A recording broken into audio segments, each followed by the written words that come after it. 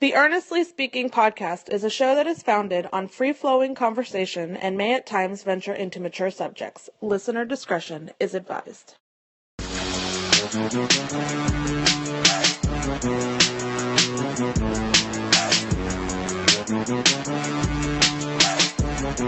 Earnestly Speaking podcast here on Sunday afternoon on June 28th, 2020. Special happy birthday to our great friend of the family, Stephanie Serrano. Won't say your age obviously on air because it's not cool to do that. But happy birthday to you. We love you very much, and thanks for being a blessing to our family. Anyway, kind of a quick turnaround on podcasts. This is now the third podcast I'm recording in a span of 72 hours maybe. Obviously I'm not disappointed about that. Just got back from the pool actually a while ago with my kids. Nice, gorgeous day today here in South Florida. Really gorgeous day. The only thing that really pissed me off today was I was at the pool, and we live in a community. I live in a townhouse community, and obviously the community pool there. So there was people there. I won't mention names obviously and whatever, but there was people there with their kids, and they were playing music, which is, not to be a complete old dickhead or whatever I call it, but you're playing music, and who say I want to listen to your music? Number one, and then number two, you're playing music loud, and then playing music, and that music that's inappropriate for kids. Now I'm there with my kid, 7-year-old, and it's cussing in some of the songs. I'm like, why are you not only playing music in a community pool that people may want to listen to, but also the music is inappropriate for kids, my kids especially too. And I mean, you don't have more rights than I do to play music there or do what you want to do there. It just pisses me off. It's just very selfish for this person. I'm going to say male or female, but to do that, it kind of bothered me a little bit. But whatever. This is why I want to buy a home, buy my own house with a pool and be done with it. I don't want to be sharing my shit. Sorry, I want my own space. As I told you, as I get older, I less and less and less. I am an extrovert, but introvert. Well, I'm an extrovert, but I like my privacy, and I do hate. Now, granted, our pool is not always crowded anyway, which is good. But when it is crowded, it could be whatever. But whatever. So yeah, I want to do podcast today because there's a couple things that got off my chest, man. Even though we did the solo pod on Friday night, we did the 2-hour marathon remark on Thursday. Still a lot of things out my chest. You know what I mean?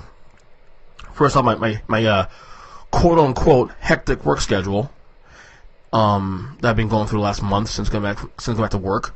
Since the pandemic is at the time we were lessening. But now, things are getting kind of crazy here in Florida. With latest spikes. I mean, I'm concerned that we may have to shut down again. I'm not saying that as someone that knows anything. The numbers are rising at a rapid pace, and I don't know how I feel about that. To be honest with you, I don't want to shut down. Obviously, I don't want to have to go through unemployment again, and all that, and who knows. But my quote unquote, I say quote unquote hectic work schedule because it's crazy because I'm working 6 days a week. 8 hours a day, so that's 48 hours, which is great. Money's good, of course, but it's only hectic because I haven't been staying at. It's only hectic because of the schedule. But I've been able to leave work early a lot because the business has started to. After the first couple of weeks, it started to slow down again for many reasons. I'm sure there's fear about the pandemic. There's fear about people getting sick. A lot about clientele, especially in the morning where I work at.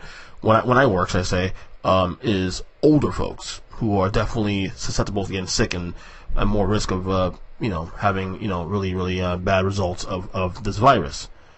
But the good thing is I've been able, even though I'm going to work every day other than Sunday, I've been able to leave early pretty much every day I've been there. Other than maybe a few days I decided to stay, but I've been able to leave early and come home and spend time with the kids or take them to the pool, do the dad stuff, which is pretty cool. So it's not hectic in the same where I'm there all day, every day, all day long. But I've been able to leave, which is good. But I would like to at some point get back to normal in a way where at least I know what days I'm off. Coming into a week, how to make plans to family, friends, and all that. I mean, I miss little things too, like going to the bar. I actually one of the days I left early this week, this past, I think it was Thursday, I had decided to leave early, and a couple of my coworkers and us, we all were able to leave, and we decided to go to the bar to drink. I just had an itch to go, just, blow some steam and to the edge of a little bit. I haven't been able to go out like that without my family, in months, probably since the NFL playoffs. And, it was so good. We went to a bar that we thought was open still, but apparently the local Allen Jacks wasn't open, so we ended up going to Chili's, and Chili's had 2 for $1, and I just, I didn't really want to eat. I had eaten breakfast that morning, like an hour before that, so I wasn't really hungry. I just wanted to get some beers. I called beers and went back home. It was good. Just little things like that, I was able to do. It was really, really, really cool. So yeah, a little 2 for $1 at Chili's, always come doing the clutch. You know what I mean? Another thing I've been trying to do since this weekend, is trying to stay off social media as much as possible. Not that I'm like, not because I'm annoyed by it. I mean, yes, it's annoying to some degree, but the reason I'm trying to do it now more than anything else is because I'm trying to start using that time to catch up on content. I realize that the reason I'm behind on content is because I spend more time on Twitter or on Facebook or on Instagram, whether I'm searching for things or, in dialogue with people. And it's not a bad thing, of course, to do that, but I find myself, a lot of content I want to watch, I'm behind on, and I'm wondering, why am I not making headway on certain shows or certain, like my weekly wrestling content or, movies or, documentaries I want to watch, I keep falling behind on and whatever. And a lot of reasons why is because I don't know, I am still not the best at managing time. Especially when it comes to things that I want to do. I complain about like, I don't have time to do this stuff and all that, but then I look at what I'm doing, I'm like, well, had I taken the hour of, instead of going on Facebook for an hour, and use that time to, watch this show, or take the time to clean the garage, or this time to clean up the house, or, I would make more headway. But because there's a lot of time suck things that I seem to still get into, and, social media sometimes can be that way for me. It's why last year around this time I decided to deactivate my Facebook. It was one of the best things that ever happened to me, and I came back obviously because I wanted to get back to talk to my friends and family. But and I'm trying. I don't want to have to get to the point of having to deactivate my social media, because I do use social media for important things, promoting the podcast, talking to family, keeping up with friends, of course, and whatnot. But there's got to be a balance somewhere for me, and I'm working on that still. So I don't know, but I'm trying to lessen the time on Facebook, on social media as a whole, on my phone as a whole, and just kind of watch the content. That's all I've been doing. Speaking of content, last night I finally watched the Dave Chappelle 846 special, 26-minute stand-up performance. I enjoyed it, of course. It's funny with Chappelle. It's funny. I love his show. When it was on in 2003, 2004. But I was never a huge fan of Chappelle's. I think I spoke about this before. Of his stand-up. Maybe because at the time I just didn't like his style. I'm a little more of a, Eddie Murphy type, or Richard Pryor, George Carlin of that ilk. Chappelle, I guess to me, more so just the style, how he presents his comedy, at least back then anyway, that I didn't really take to as much. I love the TV show. Could work well within the parameters of TV, but in terms of like the stand-up, I wasn't say I didn't like him, it's just I just didn't really, he wasn't on top of my list of guys I, go on my way to watch. Now, that's different now. I mean, especially now in this climate, he's actually somebody that, even as a black man, he could be easily beaten to the virtual signaling and all that stuff, but he's a very intelligent guy, and he calls out bullshit all across the aisle. It doesn't matter who it is, whether you're black, white, Republican, Democrat, doesn't matter. He calls out bullshit, and he does it in such a creative way. I love how, like, he was talking about, for example, on the 846, talking about how, like, when Don Lemon was trying to call up for celebrities to speak out about racism and all this stuff, and Chappelle talks about how, like, he was waiting for him to say his name. He's like, fuck you, Gordon, dare you to say my name. The Candace Owens bit, I mean, obviously it was, I mean, I'm not gonna, I'm not going to say what he said here in the podcast because it's very offensive to some people. But it was funny as hell, in my opinion. It was a little bit too far, maybe, but that's his brand. Take it or leave it. And even Candace Owens said that she wasn't offended by that because that's just kind of comes with the territory. Because I kind of respect that to some degree. So I really enjoyed it. Watched it late last night. This thing came out a couple weeks ago, actually, but I just had a chance to just sit and watch it. And again, because I'm sitting there, I'm fucking Facebook and social media, browsing and whatever, and I'm not using the time to actually intake content the right way. So I watched that last night. As far as podcast, well, actually, before I go to podcast, another thing I started watching again, and when I got off work yesterday, I started watching, binging on CNN's The Race to the White House, and that's basically CNN's Race to the White House is basically documentary style, 1 hour documentaries on famous presidential races, between Obama and McCain, for example. I watched the Obama McCain one before in the past, but I think they released some new ones I hadn't seen yet. I watched the JFK versus Richard Nixon one last night. I watched the four-way match between Woodrow Wilson, Teddy Roosevelt, William Taft, and I think Eugene Debs from the 1912 election. I watched JFK and Nixon. I watched the Obama versus McCain match. I watched the what else did I watch yesterday? There was another one I watched. Oh, LBJ, Lyndon Johnson against Barry Goldwater from 1964. Learned a lot about Barry Goldwater there. Him being a libertarian, conservative. And I love political commentary. I love watching political, especially American history. I am an American history nut. Like, I love watching all this stuff. It's just addicting, and especially now this year being an election year, of course, it's definitely ratcheted up, So yeah, I enjoy that. I enjoy that very much, and the ones I still haven't watched yet, I'm gonna end up watching. I think the one I really want to watch is the Lincoln one from 1960. I forgot who you faced. It was Stephen. Remember Stevenson or something? I don't know. But yeah. So I enjoyed that a little bit. I binged that yesterday. In terms of, I also subscribed to Nick Hits, which is actually Nickelodeon's. Oh, my son's here. Hey, Nickelodeon's old school teenager. Target towards younger adults, like teenagers. All the old shows, mainly Double Dare was on there, and a couple of shows from the late '80s, early '90s. Mainly because of my son. I got the trial because my wife wanted to see what was on there, and we're watching Double Dare with my son. He's now addicted to Double Dare. I didn't realize Double Dare started in 1986. I thought Double Dare started in 1990, 1989. I was stunned watching Double Dare when it started in the mid '80s. It's kind of funny watching the show because you see the ads, all the prizes and stuff, all these old school ads of like CD players and VCRs and all these old things that are obviously way passe now. Somebody says something exists anymore, or no longer being made anymore in 2020. Seeing the hairstyles, of course, some of these older guests, and Mark Summers when he was like in his 30s or whatever how he is now. He's not 68 years old. That's great, by the way, 68. So I enjoyed that. I'm not sure I'm going to keep it though because I my son likes it. But I think I can find those episodes also on YouTube. And why spend the $8 when I don't need to, right? What else? I've been listening to... Actually, this week when I listened to on the podcast, this week's Talk is Jericho podcast with Chris Jericho, which I really do enjoy because he talks about not just wrestling, he also talks about music and pop culture and sometimes other things I don't really care about, but he's very diverse. Listen to the show. This episode this week I loved. That dropped on, I think it was on Wednesday. It was the episode.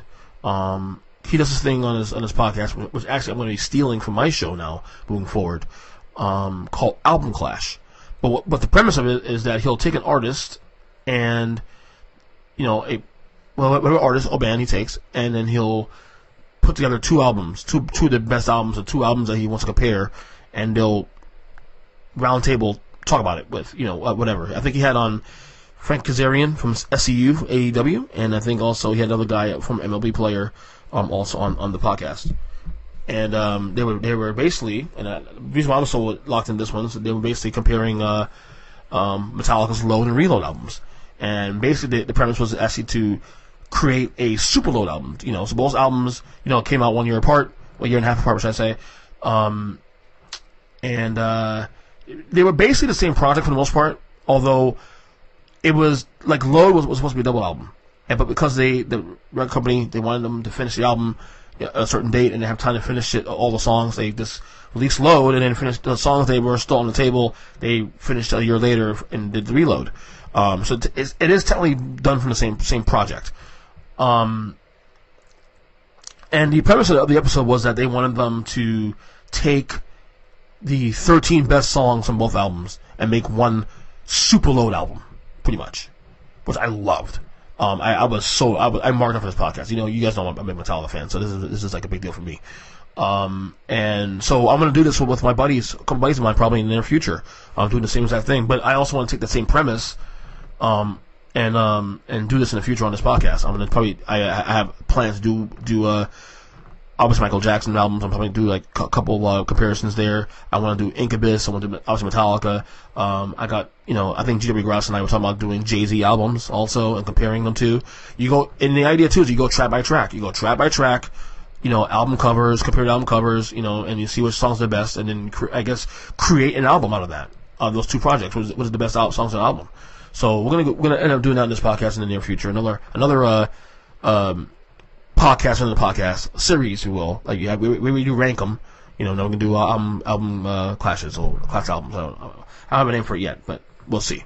But yeah, that was a great episode. Check it out. Talk is Jericho. I think that came out. Let me see the date it came out because I want to give that little plug. That was definitely in the last week. That episode came out on. Let me just look at my phone real quick. Talk is Jericho. Where's it at? There it is, right there. That came out actually on the 24th this week. Sound Clash, Metallica Low Reload, 24th of June. And yeah, it was Cody Decker, who was married to AEW's Jen Sturger, by the way. Former Major League player.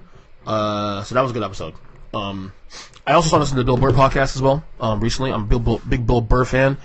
Bill Burr also has a podcast with Bert Kreischer, who I've never heard of until recently, through another podcast that I listened to recently. And it's basically a weekly podcast with him and both guys, and just going back and forth on things they want to talk about. I love Bill Burr's podcast anyway, so Bill Burr is amazing.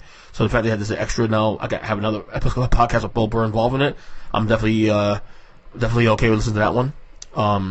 So Bill and Bert podcast is definitely recommended by me. Yeah, that was a good episode that they did this week.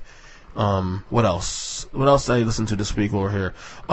Seven Dust, one of my all-time favorite bands, dropped a new single. Well, it's not really a new single because it actually is a cover song. Seven Dust covered Soundgarden's "The Day I Try to Live." Big Soundgarden fan to myself. It was definitely a very it was good. I would still say the original's better, but it was different. This one's a little heavier. Obviously the way they play, they're down tuned. LaJohn, a lot more soul. In comparison to what Chris Cornell does. Both versions are amazing. I obviously prefer the Chris Cornell version, but I'm a bigger Seven Dust fan anyway. But I thought the song was good. I thought it stayed within the parameters of the original. So it was a good cover. It came out this Friday. It's already on Apple Music and Spotify and all that. I'm not sure if they have an album on the way. That's another thing I'm trying to figure out with them, with that band. But yeah, it was a good single. I enjoyed it. Lamb of God news album came out also too this week. I started listening to it. I haven't finished it yet, but so far so good. I like it a lot. I'm a big metalhead also too, so I like to hear that. What else? Before I go, so I want to make this a short one, not too long.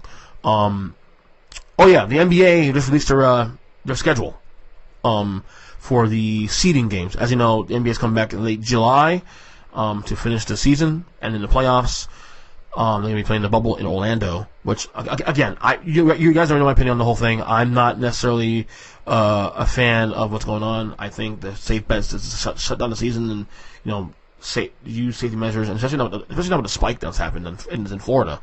And there's a bunch of guys now this week that just came out and just announced they have COVID-19 as well too. So I don't know. The risk is so big. I know there's a lot of money involved, and obviously I miss basketball. I will definitely watch it when it's on, but God, the risk and the risk reward is so. I don't know, man. So much political mumbo jumbo behind that too. But they released their schedules, 8-game seeding games, and then from there we'll reseed and all that when the playoff starts. So, yeah, like I said, I'm not. I don't know. I'm not really for them returning like this, especially now with the latest spike. But look, it's not my money. Am I gonna watch? Absolutely gonna watch it. I'm starting to really question whether or not we have an NFL season ourselves. Training camp is in less than a few weeks. They already canceled mini camps.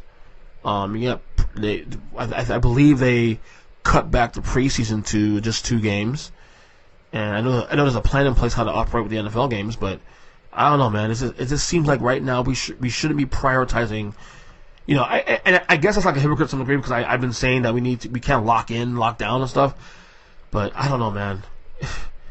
Like, we really should be very careful what we're doing going forward. Make wise choices. This is very serious. This is a very serious virus. I know people out there have their conspiracy theories about how it should be handled and all that, but we gotta take it seriously, man. We gotta take this very seriously. So, anyway, that's about 20 minutes into this podcast, so I think we'll call it there. Yeah. A lot of cool things coming to the podcast down the pike I have working on, so look out for that. I want to, like I said, I want to try to record these shows. If I can get at least 2 a week, my goal is to get 3 a week at least. Whatever between solo and guest spots. And I got a lot of guests I want to have on the show in the next couple of weeks, especially. So I'm working on that as well.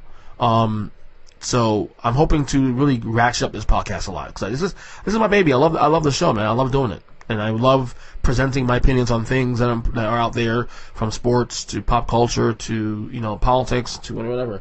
And I'm glad you guys are listening. Of course, subscribe on Apple Podcasts, Spotify, Stitcher Radio, Google Podcasts, you name it. Any podcast catcher out there, Earnestly Speaking Podcast is out there as well too. Tonight I'll be recording my my wrestling podcast too with my guys Joe and Mike. You can subscribe to that show too. If you're a wrestling fan, that's the Take 3 Wrestling Podcast on the same platforms as mentioned. And also, before we go, guys, if you can, please check out my YouTube page. I'm really cleaning it up now, especially too. We have all these shows, full episodes available on there. It's on my account, Ernest Christian. But I also take out clips from some of these episodes, some of the best clips of the episodes, and post it in its own little playlist, clip playlist. So I'm starting to really go through. I actually started going back through my older episodes from last year, and any really evergreen clips I feel like that could be worth the listen. I'm putting it as its own separate video, whatever you call it, on YouTube, whatever, and on my Instagram page too. So that's it for now. See you guys later. God bless y'all. Love you guys. Until next episode. Love you. Take care. Stay safe as always.